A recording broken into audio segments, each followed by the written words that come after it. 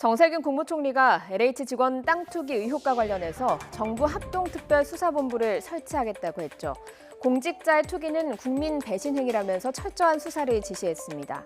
정 총리는 패가망신 시켜야 할 것이라는 단어까지 썼는데요. 이런 독한 발언까지 내뱉은 공직자의 부동산 투기, 사실 신도시 건설 때마다 반복됐고 대대적인 수사로 이어졌습니다.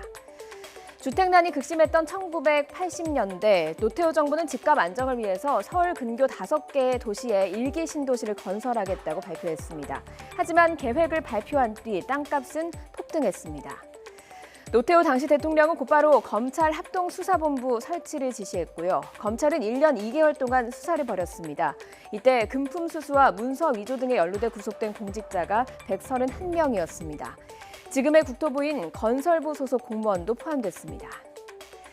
노무현 정부 들어서 서울 집값이 폭등하자 정부는 또다시 대규모 공급 대책을 내놨습니다. 바로 2기 신도시입니다.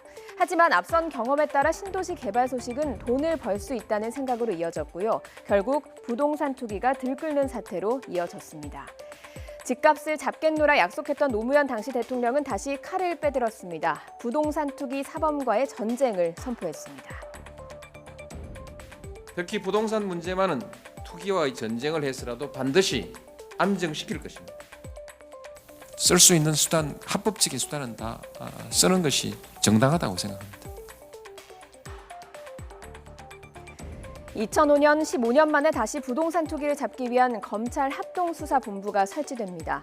투기 사범 중에는 공무원이 27명이나 포함돼 충격을 안겨줬습니다. 뇌물을 받고 개발 제한 구역 관련 정보를 제공하기도 했고요. 일을 하면서 알게 된 개발 예정지 정보를 이용해서 땅을 집단으로 매입하고 불법으로 토지의 형질을 변경해서 시세 차익을 얻기도 했습니다. 3기 신도시 광명시흥 땅 투기 의혹 사건은 제보로 시작됐죠. 시민단체에서 제보를 받았고 조사 하루 만에 LH 직원들의 7,000평 땅에 사들인 정황을 찾아냈습니다. LH 직원들이 실명 거래를 했기 때문에 확인도 쉬웠습니다. 민변의 변호사는 LH 직원이 자기 이름을 대놓고 땅을 산 것으로 보고 한 번도 걸려본 적이 없고 징계를 제대로 받은 적이 없구나라는 생각이 들어서 씁쓸했다고 했습니다.